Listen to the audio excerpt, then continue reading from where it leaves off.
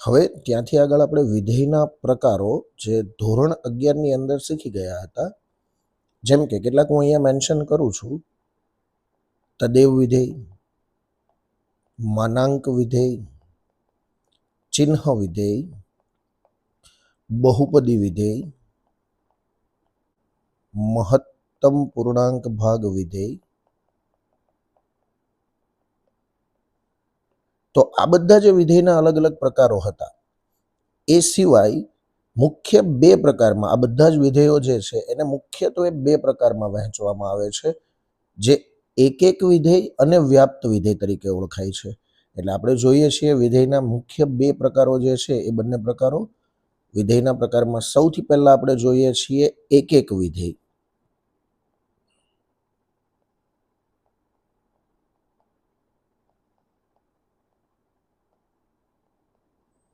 જેને તમે કહી શકો છો વન ફંક્શન.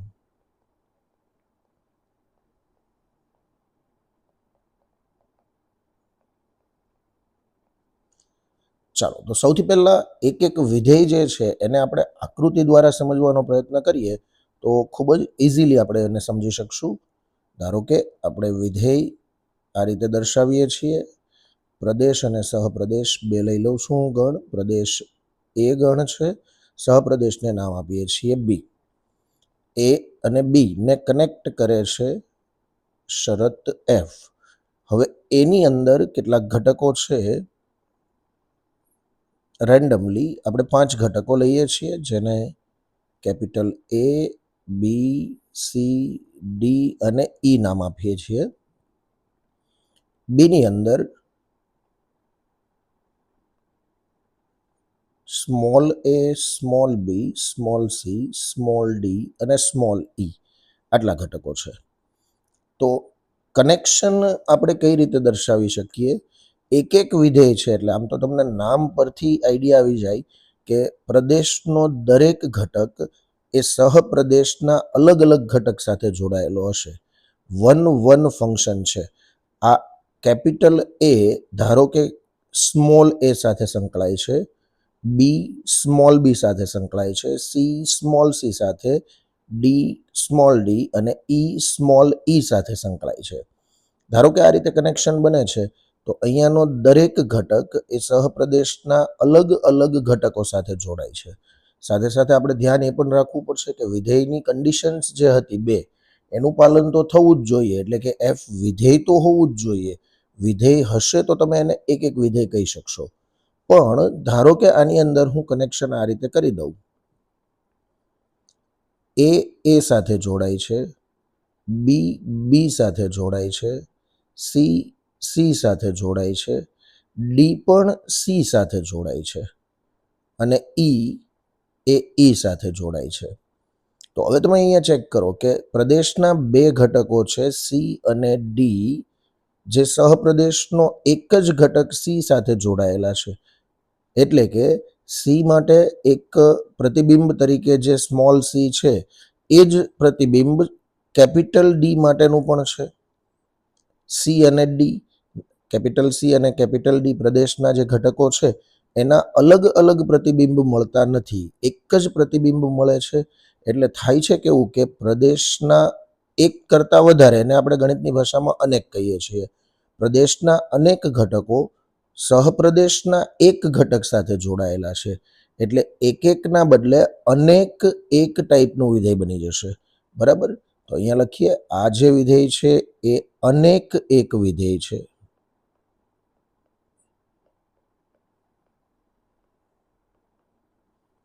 પરંતુ જો મારે આને એક બનાવવું હોય તો કેટલો ફેરફાર કરવો પડશે? મારે આને એક વિધેય બનાવવું છે. તો સૌથી પહેલાં તો જે આ બંને ઘટકો સી અને ડી એક જ ઘટક સી સાથે જોડાયેલા છે, એનું જે પ્રતિબિંબ એક જ મળે છે સ્મોલ સી, એને મારે અલગ કરવું પડશે. એટલે કે કેપિટલ ડી ઘટક જે છે એને સ્મોલ ડી ઘટક સાથે જોઈન્ટ કરવો પડશે. રાઈટ? તો આ બની જશે એક વિધેય. વન ફંક્શન થશે આ રીતે. બરાબર? તો હવે આને ટેકનિકલી એટલે કે મેથેમેટિક્સની ભાષામાં આપણે કઈ રીતે કહી શકીએ? શાબ્દિક રીતે કહેવું હોય તો એવી રીતે કહેવાય કે પ્રદેશના દરેક ઘટક માટે સહપ્રદેશમાં અલગ અલગ તમને પ્રતિબિંબ મળતા હોવા જોઈએ, બરાબર. આને આપણે પૂર્વ પ્રતિબિંબ કહીએ છીએ અને સહપ્રદેશના ઘટકોને આપણે પ્રતિબિંબ કહીએ છીએ. તો પ્રદેશના દરેક ઘટક માટે સહપ્રદેશમાં અલગ અલગ જો તમને પ્રતિબિંબ મળે છે તો આ વિધેય એફ જે છે એ એક એક વિધેય છે એવું કહી શકાય. અને ધારો કે આપણે ગાણિતિક રીતે લખીએ તો પ્રદેશનો આ એક ઘટક છે અને બીજો કોઈ એક ઘટક હું સી લઈ લઉં છું, કન્સિડર કરું છું, તો એ અને સી બંને અલગ અલગ ઘટકો છે. એટલે કે a is not equal to c, a is not equal to c. તો સામે થવું જોઈએ શું કે ભાઈ એ ઉપર હું એફ ઓપરેટ કરું છું તો મને આન્સર સ્મોલ એ મળે છે, જેને હું f of capital A is equal to small a લખી શકું છું. તો એ અને સી અલગ અલગ ઘટકો હોય તો એનું પ્રતિબિંબ પણ અલગ અલગ મળવું જોઈએ. દેટ મીન્સ કે a is not equal to c implies f of a is not equal to F of c. બંનેના પ્રતિબિંબો પણ અલગ અલગ હશે. અચ્છા, આ જ વસ્તુને બીજી રીતે આમ પણ કહી શકાય. ધારો કે પ્રદેશની અંદર કોઈ ઘટકો સમાન છે, ધારો કે એ જે છે એને જ હું નામ આપું છું નેક્સ્ટ એમ. તો એ અને એમ સમાન છે, એના રિલેટેડ એ અને એમ બંનેનું પ્રતિબિંબ પણ સમાન મળશે આપણને. જો a is equal to m હોય તો f of a is equal to F of m થવું જોઈએ. એનો મતલબ શું થયો કે પ્રદેશના દરેક ઘટક માટે અલગ પ્રતિબિંબ મળે છે તો જ એ એક એક વિધેય બની શકે. તો એની ડેફિનેશન આપણે લખી શકીએ છીએ આ રીતે. જો એફના પ્રદેશના દરેક ઘટકને ભિન્ન પ્રતિબિંબ મળે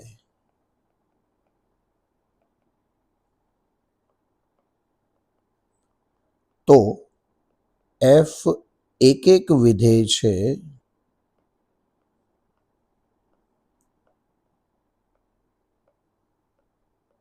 તેમ કહેવાય. અથવા તમે આમ પણ લખી શકો. અચ્છા, હવે પ્રદેશના ઘટકો જે એ બી સી ડી ઈ છે એના બદલે આપણે x1 x2 x3 એવી રીતે લઈએ તો જો x1 અને x2 આ બંને સમાન ઘટકો હોય પ્રદેશની અંદર તો એના પ્રતિબિંબ એટલે કે fx1 અને fx2 આ બંને પણ સમાન હોવા જોઈએ. જો આવું થાય તો એફ એક એક છે.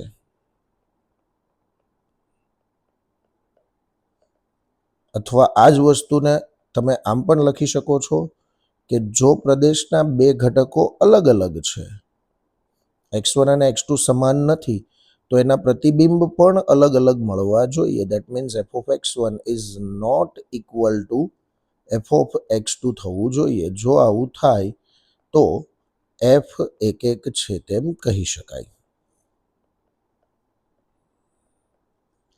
આ સિવાયના કેસમાં એફ અનેક એક વિધેય બનશે. આ જે પહેલો કેસ આપણે લીધેલો હતો એની અંદર એફના અનેક ઘટકો, પ્રદેશના અનેક ઘટકો સહપ્રદેશના એક જ ઘટક સાથે જોડાય છે એટલે એ બને છે અનેક એક વિધેય. અને આજે અહીંયા મેં વિધેયનું ઉદાહરણ લખેલું છે એ છે એક એક વિધેય. ચલો, ત્યાંથી આગળ આપણે જોઈએ વિધેયનો મુખ્યત્વે બીજો પ્રકાર જે છે વ્યાપ્ત વિધેય.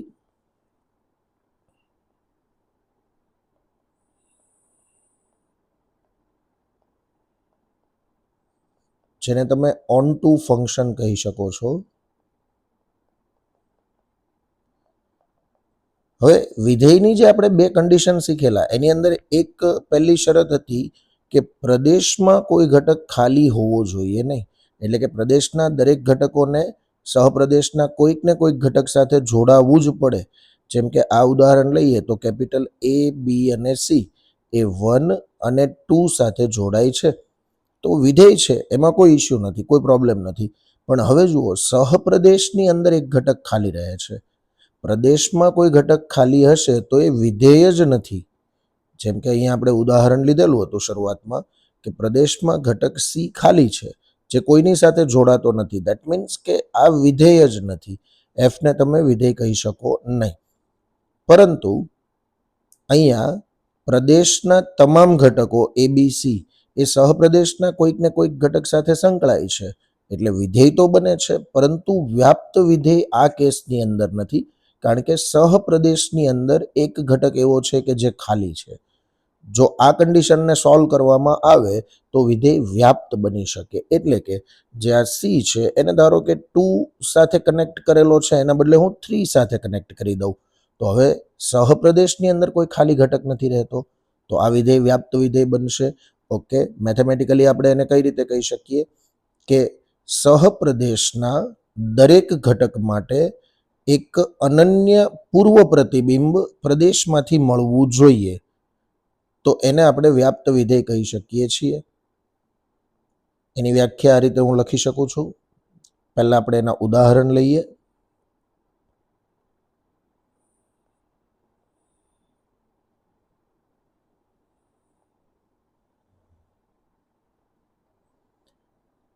ધારો કે આ કોઈ એક વિધેય એફ છે જે પ્રદેશ એ અને સહપ્રદેશ બી પર વ્યાખ્યાયિત છે. એની અંદર હું 4 અલગ અલગ ઘટકો લઉં છું.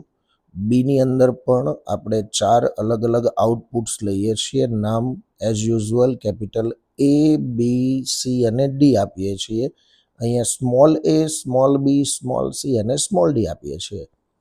ધારો કે કેપિટલ એ સ્મોલ એ સાથે જોઈન્ટ થાય છે, કેપિટલ બી સ્મોલ બી સાથે જોઈન્ટ થાય છે, કેપિટલ સી સ્મોલ સી સાથે જોઈન્ટ થાય છે અને કેપિટલ ડી પણ સ્મોલ સી સાથે જોઈન્ટ થાય છે. એટલે કે સહપ્રદેશની અંદર ડી એ કોઈની સાથે જોડાતો નથી. તો આ વિધેય જે છે એ વ્યાપ્ત વિધેય કહી શકાય નહીં. એટલે કે એફ વ્યાપ્ત વિધેય નથી. આ જ વસ્તુને આપણે સોલ્વ કરીએ વ્યાપ્ત બનાવવા માટે, તો જે કેપિટલ ડી એ સ્મોલ સી સાથે જોડાયેલો હતો અને અહીંયા સ્મોલ ડી જે ઘટક બાકી રહેતો હતો એને હું આ રીતે કનેક્ટ કરી દઉં છું કેપિટલ ડીને સ્મોલ ડીથી, તો હવે વિધેય કેવું બને છે? જો સહપ્રદેશની અંદર કોઈ જ ઘટક એવો નથી કે જે સંકળાયેલ નથી. દરેક ઘટક એ પ્રદેશના કોઈક ને કોઈક ઘટક સાથે સંકળાયેલ છે, તો આ વિધેય બની જશે વ્યાપ્ત વિધેય. અહીંયા એફ એ વ્યાપ્ત વિધેય છે. તો એને આપણે ગાણિતિક રીતે લખી શકીએ આ રીતે કે સહપ્રદેશનો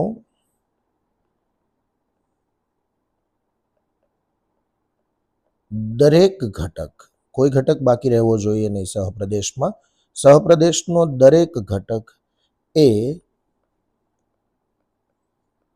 પ્રદેશના કોઈક ઘટકનું પ્રતિબિંબ હોય તો એફ વ્યાપ્ત વિધેય છે તેમ કહેવાય.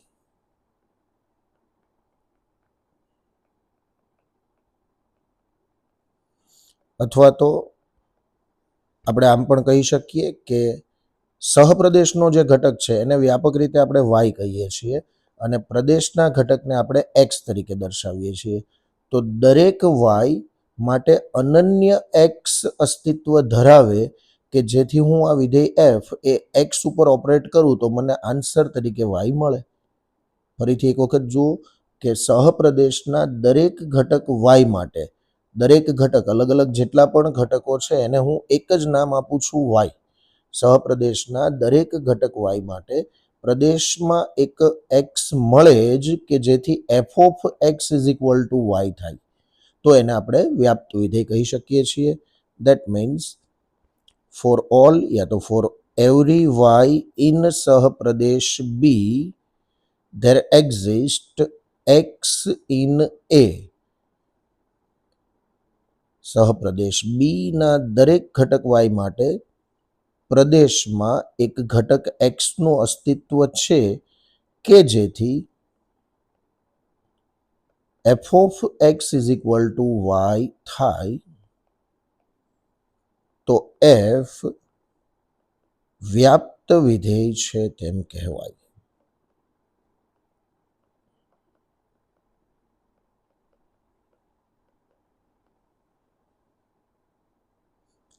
ત્યાંથી આગળ હવે કોઈ વિધેય એવું છે, જેમ કે આ બંને કેસની અંદર પહેલો કેસ આપણે લઈએ છીએ આ વિધેયનો અને બીજો કેસ લઈએ છીએ આપણે આ વિધેયનો. તો બંને કેસની અંદર તમે જોઈ શકો છો કે એફ એક છે, એટલે કે પ્રદેશના દરેક ઘટકો સહપ્રદેશના અલગ અલગ ઘટકો સાથે સંકળાય છે. સાથે સાથે સહપ્રદેશમાં કોઈ ઘટક ખાલી પણ રહેતો નથી. બરાબર છે. સેમ વસ્તુ અહીંયા જોઈ શકો છો. દરેક ઘટક પ્રદેશનો દરેક ઘટક એનું પ્રતિબિંબ અલગ અલગ છે. સહપ્રદેશના અલગ અલગ ઘટકો સાથે જોડાય છે. સાથે સાથે સહપ્રદેશમાં કોઈ ઘટક ખાલી પણ રહેતો નથી. તો આ બંને કન્ડિશનની અંદર એફ એક અને વ્યાપ્ત વિધેય બને છે. તો એક અને વ્યાપ્ત વિધેયની વ્યાખ્યા છે. નેક્સ્ટ,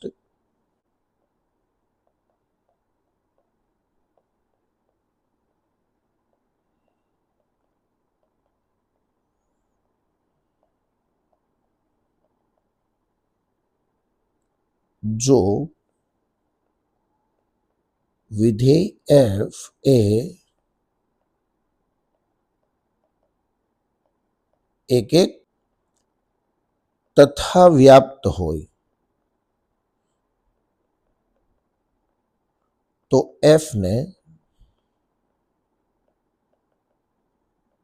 એક અને વ્યાપ્ત વિધેય કહેવાય છે.